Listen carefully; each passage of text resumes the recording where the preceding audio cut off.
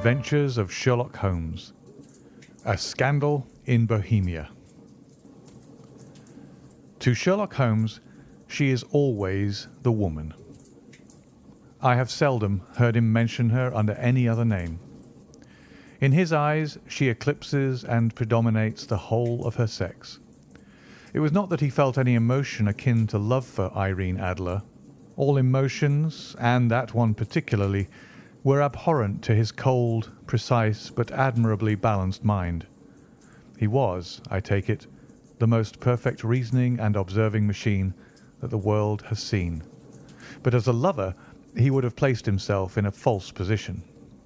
He never spoke of the softer passions, save with a gibe and a sneer.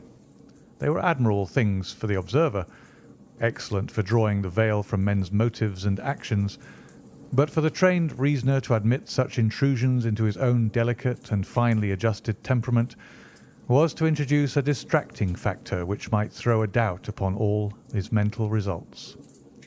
Grit in a sensitive instrument, or a crack in one of his own high-power lenses, would not be more disturbing than a strong emotion in a nature such as his. And yet there was but one woman to him, and that woman was the late Irene Adler, of dubious and questionable memory. I had seen little of Holmes lately. My marriage had drifted us away from each other.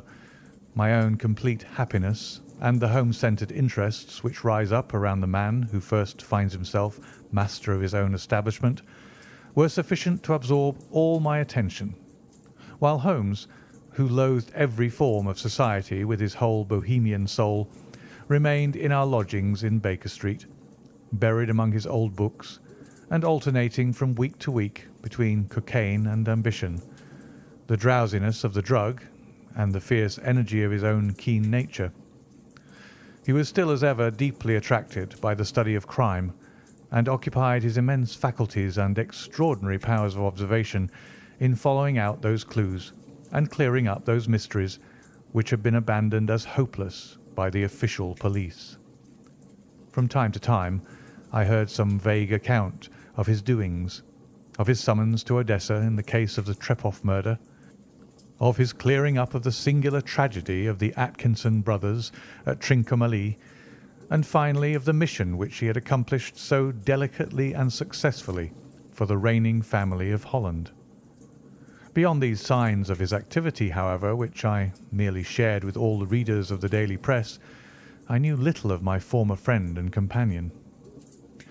One night, it was on the 20th of March, 1888, I was returning from a journey to a patient, for I had now returned to civil practice, when my way led me through Baker Street.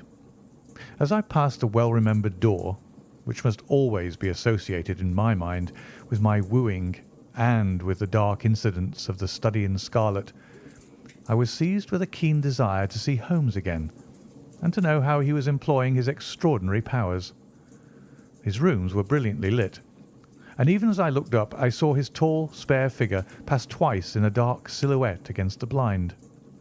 He was pacing the room swiftly, eagerly, with his head sunk upon his chest and his hands clasped behind him. To me, who knew his every mood and habit, his attitude and manner told their own story. He was at work again. He had risen out of his drug-created dreams and was hot upon the scent of some new problem. I rang the bell and was shown up to the chamber which had formerly been in part of my own. His manner was not effusive. It seldom was. But he was glad, I think, to see me.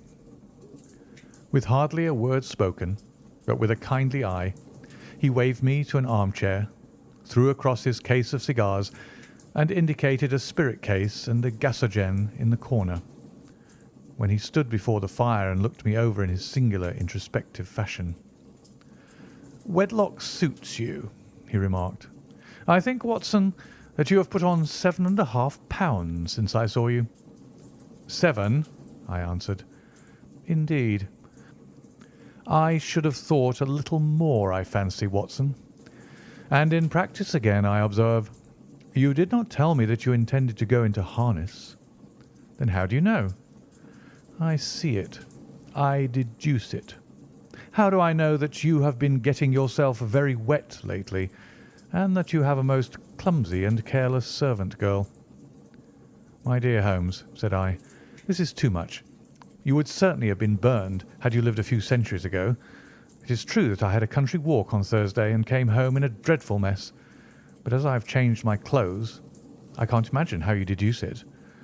As to Mary Jane, she is incorrigible, and my wife has given her notice, but there again I fail to see how you work it out."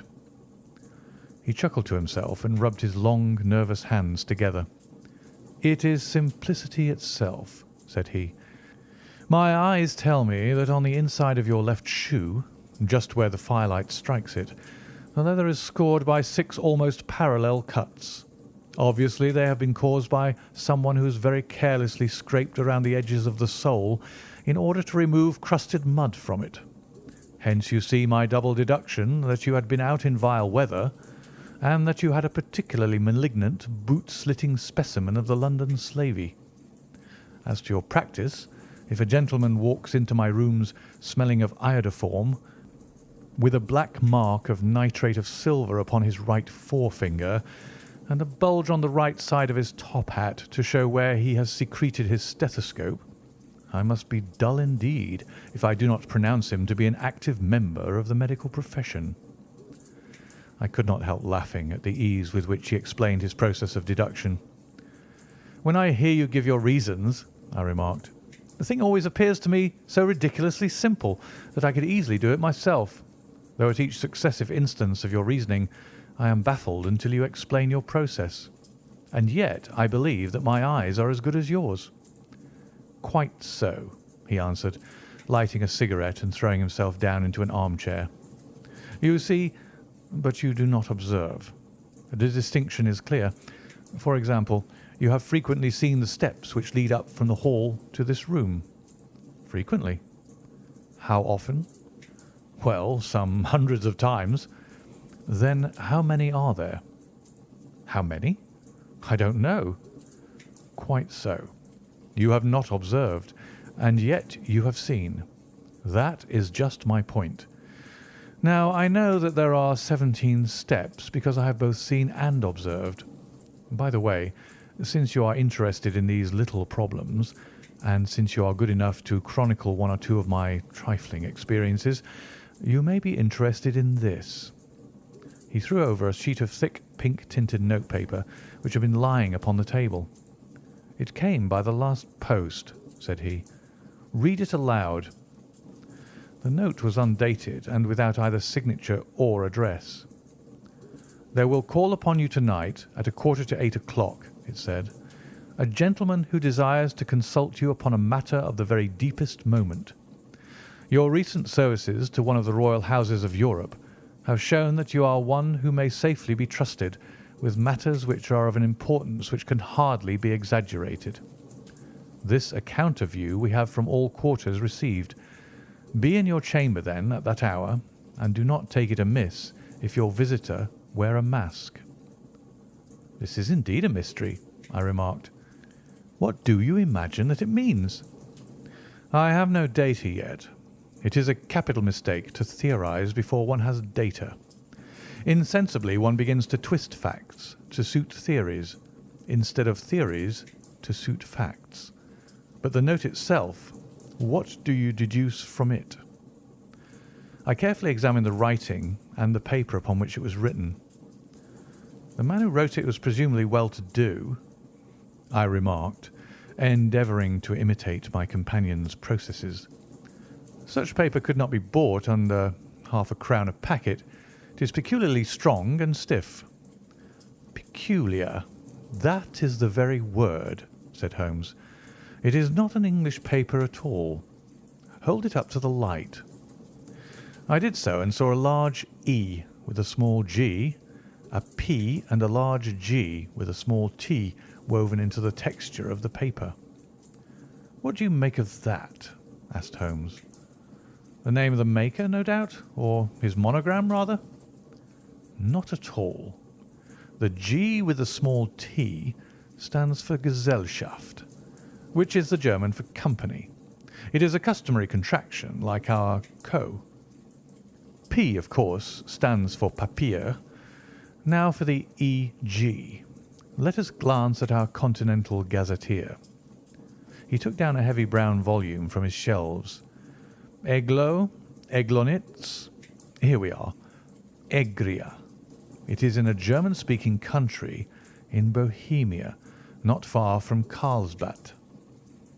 Remarkable as being the scene of the death of Wallenstein, and for its numerous glass factories and paper mills. Aha, my boy, what do you make of that? His eyes sparkled, and he sent up a great blue triumphant cloud from his cigarette. The paper was made in Bohemia, I said. Precisely. And the man who wrote the note is a German. Do you note the peculiar construction of the sentence? This account of you we have from all quarters received. A Frenchman or Russian could not have written that. It is the German who is so uncourteous to his verbs. It only remains, therefore, to discover what is wanted by this German who writes upon Bohemian paper and prefers wearing a mask to showing his face. And here he comes, if I am not mistaken, to resolve all our doubts. As he spoke, there was the sharp sound of horses' hoofs and grating wheels against the curb, followed by a sharp pull at the bell. Holmes whistled. "A pair, by the sound," said he. "Yes," he continued, glancing out of the window. "A nice little brougham, and a pair of beauties. 150 guineas apiece. There's money in this case, Watson, if there's nothing else." "I think that I'd better go, Holmes." "Not a bit, Doctor. Stay where you are. I am lost without my Boswell, and this promises to be interesting. It would be a pity to miss it. But your client? Never mind him. I may want your help, and so may he. Here he comes. Sit down in that armchair, Doctor, and give us your best attention." A slow and heavy step, which had been heard upon the stairs and in the passage, paused immediately outside the door. Then there was a loud and authoritative tap. "Come in," said Holmes. A man entered who could hardly have been less than 6 feet 6 inches in height, with the chest and limbs of a Hercules. His dress was rich, with a richness which would, in England, be looked upon as akin to bad taste. Heavy bands of astrakhan were slashed across the sleeves and fronts of his double-breasted coat, while the deep blue cloak, which was thrown over his shoulders, was lined with flame-coloured silk and secured at the neck with a brooch which consists of a single flaming beryl. Boots, which extended half-way up his calves, and which were trimmed at the tops with rich brown fur, completed the impression of barbaric opulence which was suggested by his whole appearance. He carried a broad-brimmed hat in his hand, while he wore across the upper part of his face, extending down past the cheekbones, a black vizard mask, which he had apparently adjusted that very moment, for his hand was still raised to it as he entered. From the lower part of the face he appeared to be a man of strong character, with a thick, hanging lip and a long, straight chin, suggestive of resolution pushed to the length of obstinacy. "You had my note?"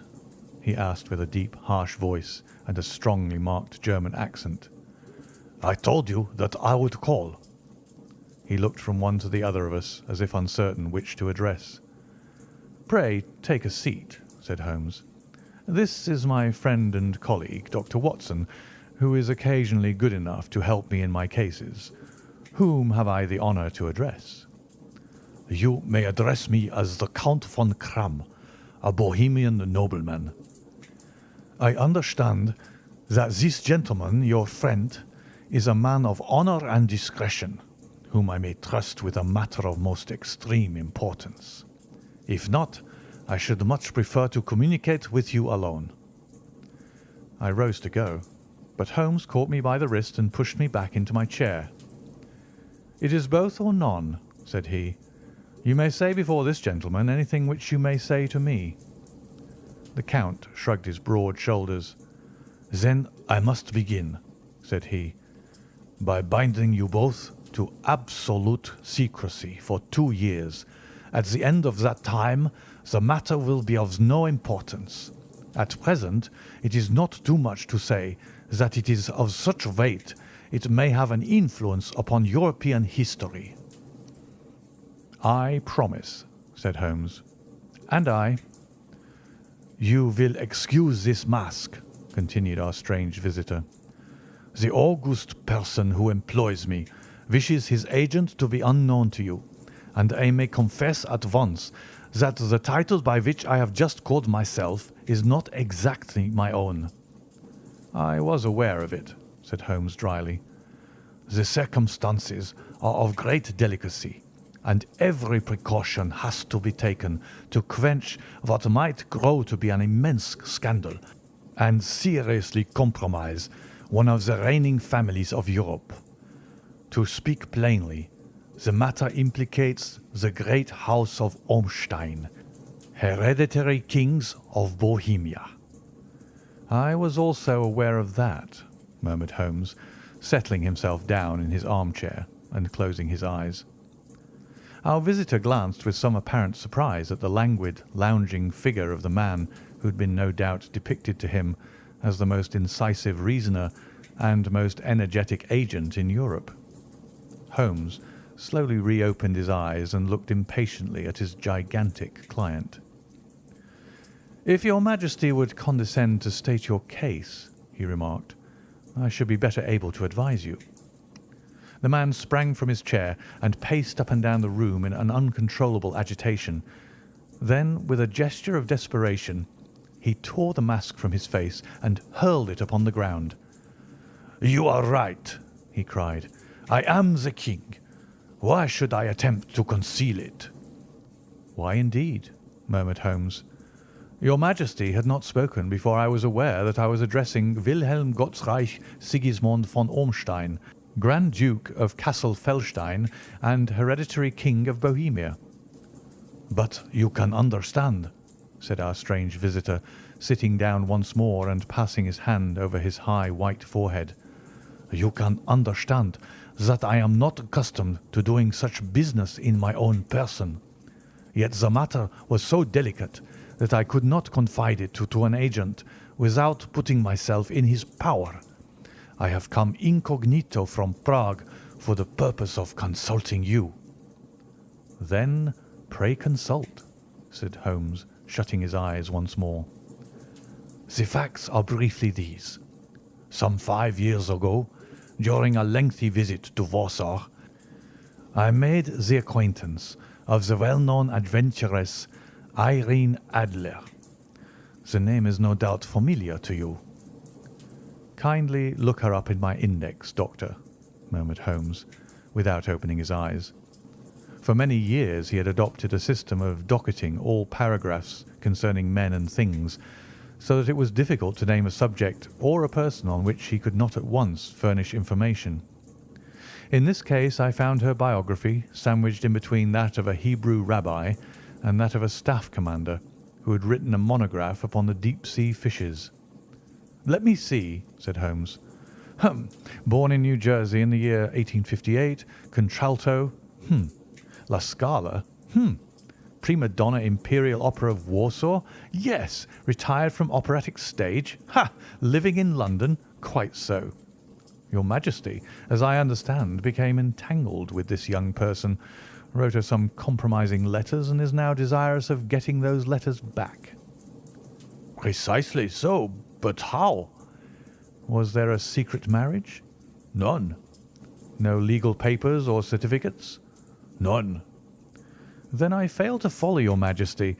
If this young person should produce her letters for blackmailing or other purposes, how is she to prove their authenticity?" "There is the writing." "Poor forgery."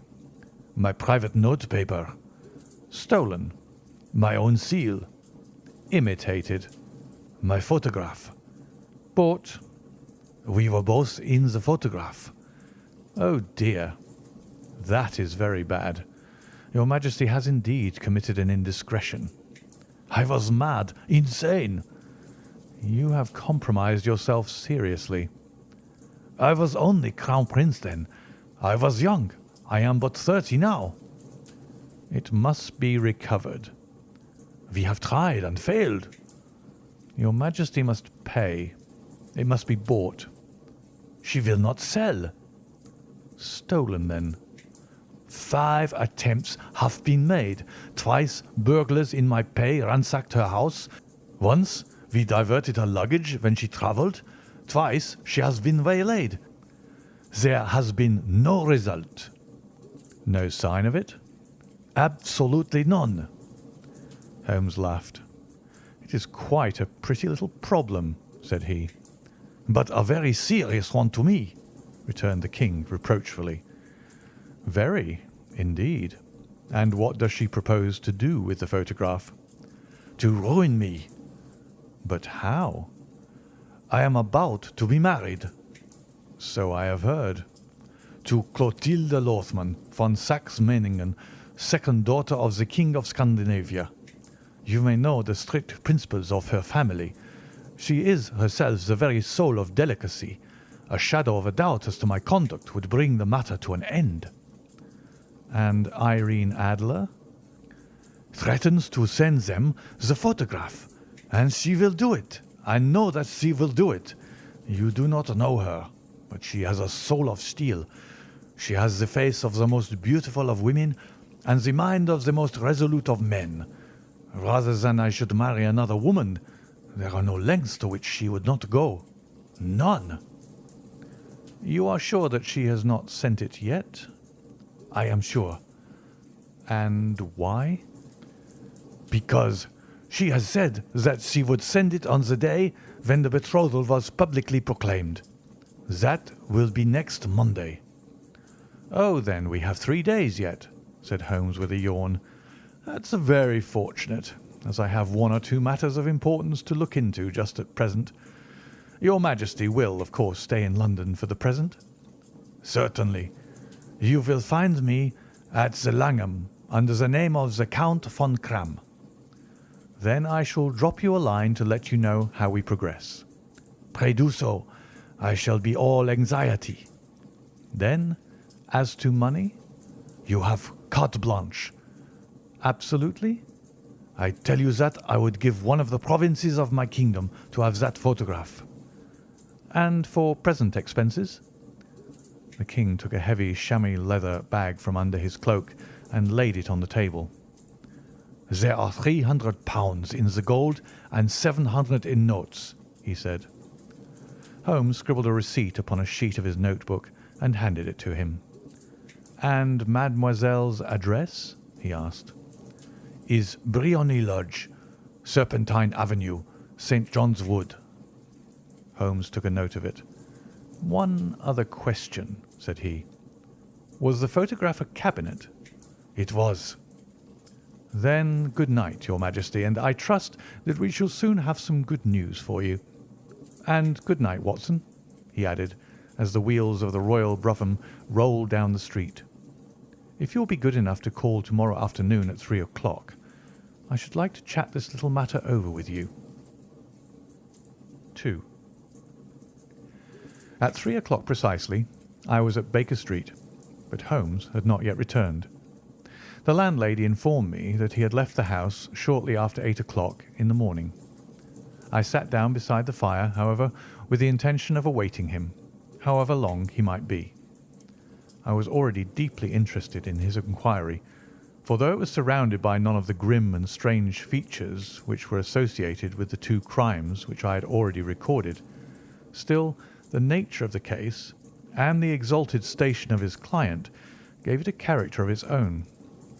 Indeed, apart from the nature of the investigation which my friend had on hand, there was something in his masterly grasp of a situation and his keen, incisive reasoning which made it a pleasure to me to study his system of work and to follow the quick, subtle methods by which he disentangled the most inextricable mysteries.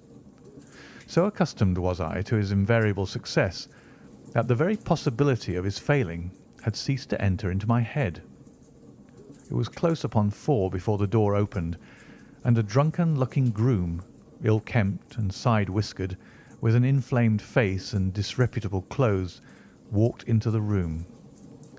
Accustomed as I was to my friend's amazing powers in the use of disguises, I had to look 3 times before I was certain that it was indeed he. With a nod, he vanished into the bedroom, whence he emerged in 5 minutes, tweed-suited and respectable, as of old. Putting his hands into his pockets, he stretched out his legs in front of the fire and laughed heartily for some minutes. "Well, really," he cried, and then he choked and laughed again until he was obliged to lie back, limp and helpless, in the chair. "What is it?" "It's quite too funny. I am sure you could never guess how I employed my morning or what I ended by doing." "I can't imagine. I suppose that you have been watching the habits and perhaps the house of Miss Irene Adler." "Quite so. But the sequel was rather unusual. I will tell you, however. I left the house a little after 8 o'clock this morning in the character of a groom out of work. There is a wonderful sympathy and freemasonry among horsey men. Be one of them, and you will know all that there is to know. I soon found Briony Lodge. 'Tis a bijou villa with a garden at the back, but built out in front right up to the road, 2 stories. Chubb lock to the door, large sitting room on the right side, well furnished, with long windows almost to the floor, and those preposterous English window fasteners which a child could open. Behind there was nothing remarkable, save that the passage window could be reached from the top of the coach house. I walked round it and examined it closely from every point of view, but without noting anything else of interest. I then lounged down the street and found, as I expected, that there was a mews in a lane which runs down by one wall of the garden.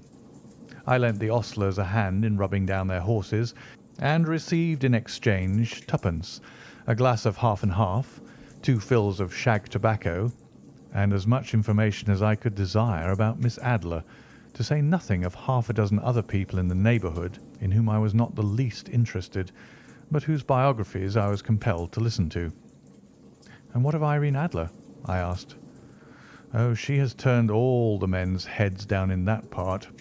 She is the daintiest thing under a bonnet on this planet. So say the Serpentine Mews to a man. She lives quietly, sings at concerts, drives out at 5 every day, and returns at 7 sharp for dinner. Seldom goes out at other times, except when she sings. Has only 1 male visitor, but a good deal of him. He is dark, handsome, and dashing, never calls less than once a day, and often twice. He is a Mr. Godfrey Norton of the Inner Temple. See the advantages of a cabman as a confidant. They had driven him home a dozen times from Serpentine Mews, and knew all about him. When I had listened to all they had to tell, I began to walk up and down near Briony Lodge once more, and to think over my plan of campaign. This Godfrey Norton was evidently an important factor in the matter. He was a lawyer. That sounded ominous. What was the relation between them, and what the object of his repeated visits? Was she his client, his friend, or his mistress? If the former, she had probably transferred the photograph to his keeping. If the latter, it was less likely. On the issue of this question depended whether I should continue my work at Briony Lodge, or turn my attention to the gentlemen's chambers in the Temple. It was a delicate point, and it widened the field of my inquiry. I fear that I bore you with these details, but I have to let you see my little difficulties if you are to understand the situation. "I am following you closely," I answered. I was still balancing the matter in my mind when a hansom cab drove up to Briony Lodge, and a gentleman sprang out. He was a remarkably handsome man, dark, aquiline, and moustached, evidently the man of whom I had heard. He appeared to be in a great hurry, shouted to the cabman to wait, and brushed past the maid, who opened the door with the air of a man who was thoroughly at home. He was in the house about half an hour, and I could catch glimpses of him in the windows of the sitting room, pacing up and down, talking excitedly, and waving his arms. Of her I could see nothing. Presently he emerged, looking even more flurried than before. As he stepped up to the cab, he pulled a gold watch from his pocket and looked at it earnestly. "Drive like the devil!" he shouted. First to Cross and Hankey's in Regent Street, and then to the Church of St. Monica in Edgware Road. Half a guinea if you do it in 20 minutes. Away they went, and I was just wondering whether I should not do well to follow them when up the lane came a neat little landau. The coachman, with his coat only half buttoned and his tie under his ear, while all the tags of his harness were sticking out of the buckles. It hadn't pulled up before she shot out of the hall door and into it. I only caught a glimpse of her at the moment, but she was a lovely woman, with a face that a man might die for. "The Church of St. Monica, John," she cried, "and half a sovereign if you reach it in 20 minutes. This was quite too good to lose, Watson. I was just balancing whether I should run for it or whether I should perch behind her landau when a cab came through the street. The driver looked twice at such a shabby fare, but I jumped in before he could object. "The Church of St. Monica," said I, "and half a sovereign if you reach it in 20 minutes. It was 25 minutes to 12, and of course it was clear enough what was in the wind. My cabby drove fast. I don't think I ever drove faster, but the others were there before us. The cab and the landau with their steaming horses were in front of the door when I arrived. I paid the man and hurried into the church. There was not a soul there save the two whom I had followed and a surpliced clergyman who seemed to be expostulating with them. They were all three standing in a knot in front of the altar. I lounged up the side aisle like any other idler who has dropped into a church. Suddenly, to my surprise, the three at the altar faced round to me and Godfrey Norton came running as hard as he could towards me. "Thank God!" he cried. "You'll do. Come, come." "What then?" I asked. "Come, man, come. Only 3 minutes or it won't be legal." I was half dragged up to the altar, and before I knew where I was, I found myself mumbling responses which were whispered in my ear and vouching for things of which I knew nothing, and generally assisting in the secure tying up of Irene Adler, spinster, to Godfrey Norton, bachelor. It was all done in an instant, and there was the gentleman thanking me on the one side and the lady on the other, while the clergyman beamed on me in front. It was the most preposterous position in which I have ever found myself in my life, and it was the thought of it that started me laughing just now. It seems that there had been some informality about their licence, that the clergyman absolutely refused to marry them without a witness of some sort, and that my lucky appearance saved the bridegroom from having to sally out into the streets in search of a best man. The bride gave me a sovereign, and I mean to wear it on my watch chain in memory of the occasion. "This is a very unexpected turn of affairs," said I. "And what then?" "Well, I found my plans were seriously menaced. It looked as if the pair might take an immediate departure, and so necessitate very prompt and energetic measures on my part. At the church door, however, they separated, he driving back to the Temple, and she to her own house. "I shall drive out in the park at 5 as usual," she said as she left him. I heard no more. They drove away in different directions, and I went off to make my own arrangements. "Which are?" "Some cold beef and a glass of beer," he answered, ringing the bell. "I have been too busy to think of food, and I am likely to be busier still this evening. By the way, Doctor, I shall want your cooperation." "I shall be delighted." "You don't mind breaking the law?" "Not in the least." "Nor running a chance of arrest?" "Not in a good cause." "Oh, the cause is excellent." "Then I am your man." "I was sure that I might rely on you." "But what is it you wish?" "When Mrs. Turner has brought in the tray, I will make it clear to you. Now," he said, as he turned hungrily on the simple fare that our landlady had provided, "I must discuss it while I eat, for I have not much time. It is nearly 5 now. In 2 hours we must be on the scene of action. Miss Irene, or Madam, rather, returns from her drive at 7. We must be at Briony Lodge to meet her." "And what then?" "You must leave that to me. I have already arranged what is to occur. There is only one point on which I must insist. You must not interfere. Come what may, you understand." "I am to be neutral?" To do nothing whatever. There will probably be some small unpleasantness. Do not join in it. It will end in my being conveyed into the house. 4 or 5 minutes afterwards, the sitting-room window will open. You are to station yourself close to that open window. Yes. You are to watch me, for I will be visible to you. Yes. And when I raise my hand, so, you will throw into the room what I give you to throw, and will, at the same time, raise the cry of fire. You quite follow me? Entirely. It is nothing very formidable, he said, taking a long cigar-shaped roll from his pocket. It is an ordinary plumber's smoke rocket, fitted with a cap at either end to make it self-lighting. Your task is confined to that. When you raise your cry of fire, it will be taken up by quite a number of people. You may then walk to the end of the street, and I will rejoin you in 10 minutes. I hope that I have made myself clear. I am to remain neutral, to get near the window, to watch you, and at the signal to throw in this object, then to raise the cry of fire, and to wait you at the corner of the street. Precisely. Then you may entirely rely on me. That is excellent. I think, perhaps, it is almost time that I prepare for the new role I have to play. He disappeared into his bedroom and returned in a few minutes in the character of an amiable and simple-minded nonconformist clergyman.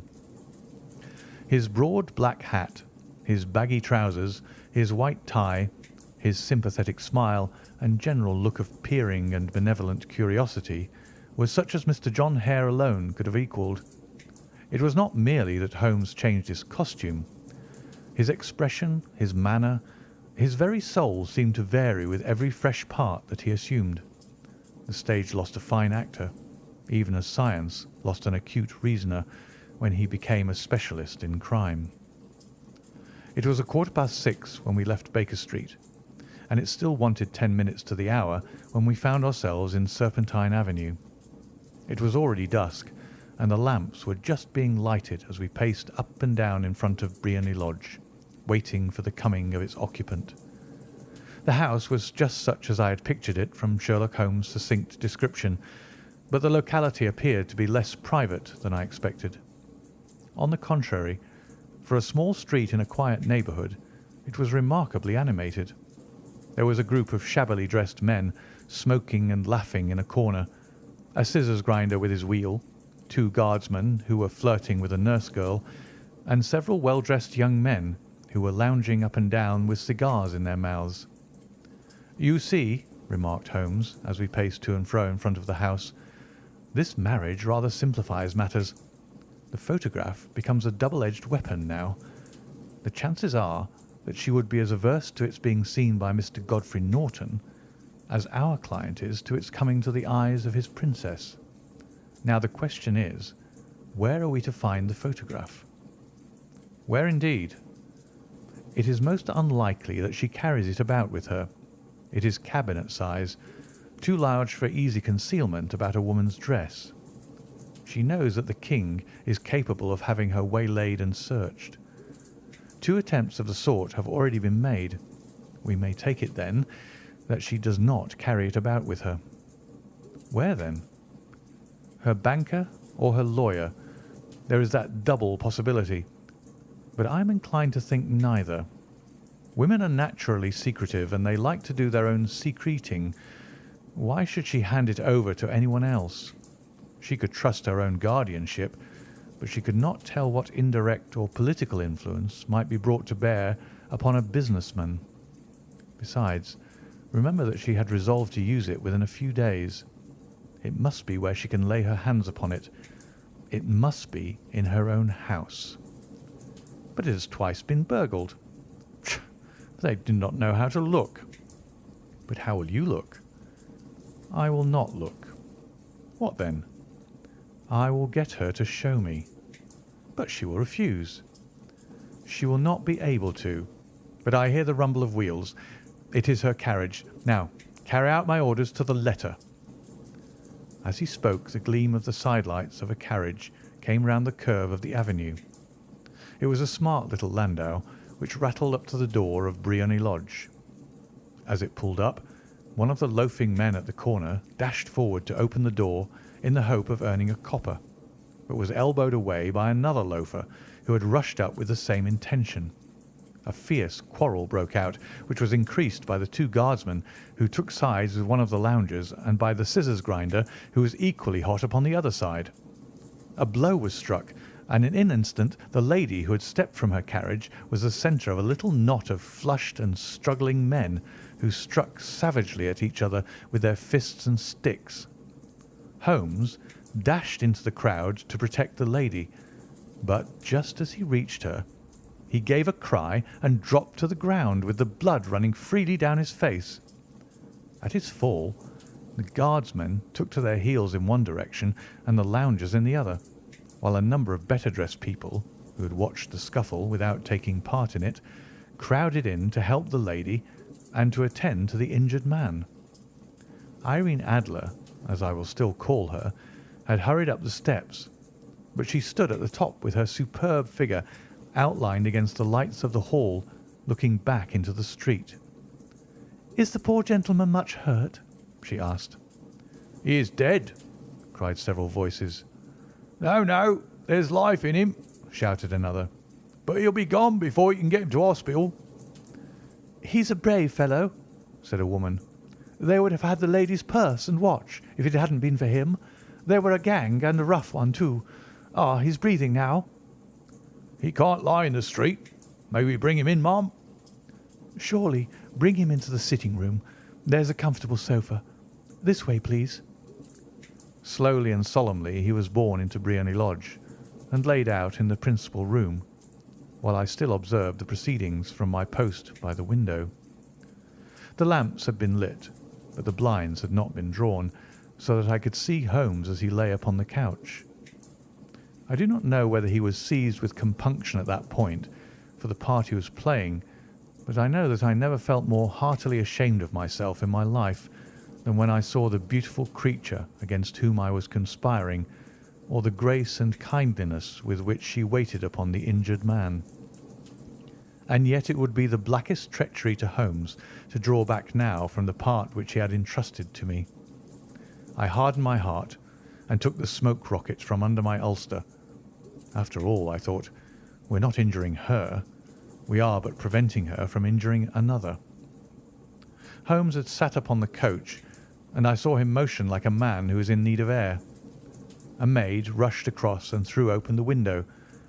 At the same instant, I saw him raise his hand, and at the signal I tossed my rocket into the room with a cry of "Fire!" The word was no sooner out of my mouth than the whole crowd of spectators, well dressed and ill, gentlemen, ostlers, and servant maids, joined in a general shriek of "Fire!"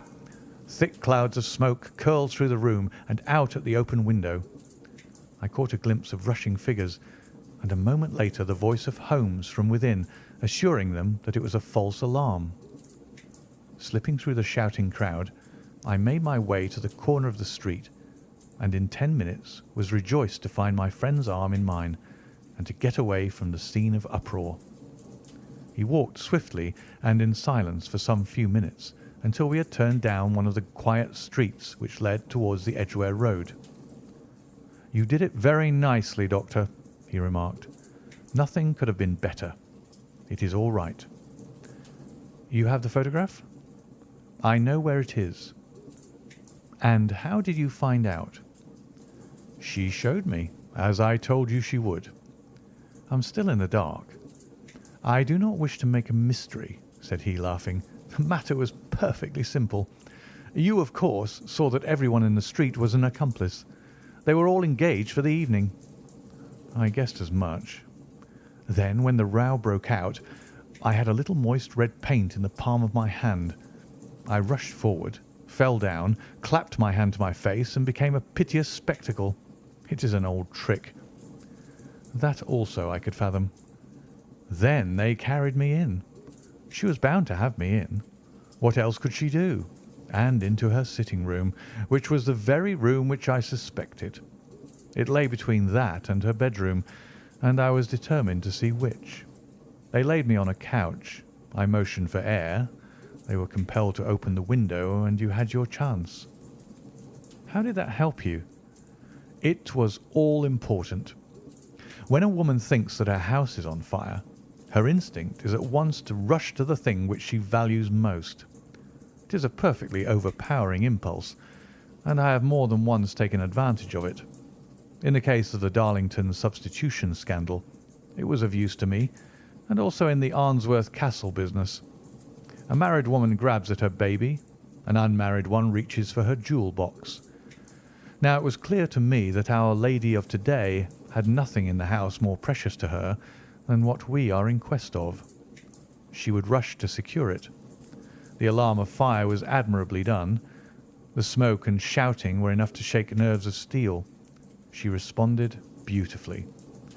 The photograph is in a recess behind a sliding panel just above the right bell pull. She was there in an instant, and I caught a glimpse of it as she half drew it out. When I cried out that it was a false alarm, she replaced it, glanced at the rocket, rushed from the room, and I have not seen her since. I rose and, making my excuses, escaped from the house. I hesitated whether to attempt to secure the photograph at once, but the coachman had come in, and as he was watching me narrowly, it seemed safer to wait. A little over-precipitance may ruin all. "And now?" I asked. "Our quest is practically finished. I shall call with the King tomorrow, and with you if you care to come with us. We will be shown into the sitting-room to wait for the lady, but it is probable that when she comes she may find neither of us nor the photograph. It might be a satisfaction to His Majesty to regain it with his own hands." "And when will you call?" "At 8 in the morning. She will not be up, so that we shall have a clear field. Besides, we must be prompt, for this marriage may mean a complete change in her life and habits. I must wire to the King without delay." We had reached Baker Street and had stopped at the door. He was searching his pockets for the key when someone passing said, "Good night, Mr. Sherlock Holmes." There were several people on the pavement at the time, but the greeting appeared to come from a slim youth in an ulster who had hurried by. "I've heard that voice before," said Holmes, staring down the dimly lit street. "Now I wonder who the deuce that could have been." 3. I slept at Baker Street that night, and we were engaged upon our toast and coffee in the morning when the King of Bohemia rushed into the room. "You have really got it?" he cried, grasping Sherlock Holmes by either shoulder and looking eagerly into his face. "Not yet." "But you have hopes?" "I have hopes." "Then come. I am all impatience to be gone." "We must have a cab." "No, my brougham is waiting." "Then that will simplify matters." We descended and started off once more for Briony Lodge. "Irene Adler is married," remarked Holmes. "Married? When?" "Yesterday." "But to whom?" "To an English lawyer named Norton." "But she could not love him?" "I am in hopes that she does." "And why in hopes?" "Because it would spare your Majesty all fear of future annoyance. If the lady loves her husband, she does not love your Majesty. If she does not love your Majesty, then there is no reason why she should interfere with your Majesty's plan."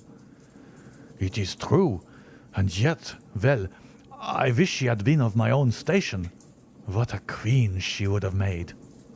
He relapsed into a moody silence, which was not broken until we drew up in Serpentine Avenue. The door of Briony Lodge was open, and an elderly woman stood upon the steps. She watched us with a sardonic eye as we stepped from the brougham. "Mr. Sherlock Holmes, I believe," said she. "I am Mr. Holmes," answered my companion, looking at her with a questioning and rather startled gaze. "Indeed. My mistress told me that you were likely to call. She left this morning with her husband by the 5:15 train from Charing Cross for the Continent." "What?" Sherlock Holmes staggered back, white with chagrin and surprise. "Do you mean that she has left England?" "Never to return." "And the papers?" asked the King hoarsely. "All is lost." "We shall see." He pushed past the servant and rushed into the drawing-room, followed by the King and myself. The furniture was scattered about in every direction, with dismantled shelves and open drawers, as if the lady had hurriedly ransacked them before her flight. Holmes rushed at the bell pull, tore back a small sliding shutter, and, plunging in his hand, pulled out a photograph and a letter. The photograph was of Irene Adler herself in evening dress. The letter was superscribed to Sherlock Holmes, Esquire, to be left till called for. My friend tore it open, and we all three read it together. It was dated at midnight of the preceding night, and ran in this way: "My dear Mr. Sherlock Holmes, you really did it very well. You took me in completely. Until after the alarm of fire, I had not a suspicion. But then, when I found how I had betrayed myself, I began to think. I had been warned against you months ago. I had been told that if the King employed an agent, it would certainly be you, and your address had been given to me. Yet with all this, you made me reveal what you wanted to know. Even after I became suspicious, I found it hard to think evil of such a dear, kind old clergyman.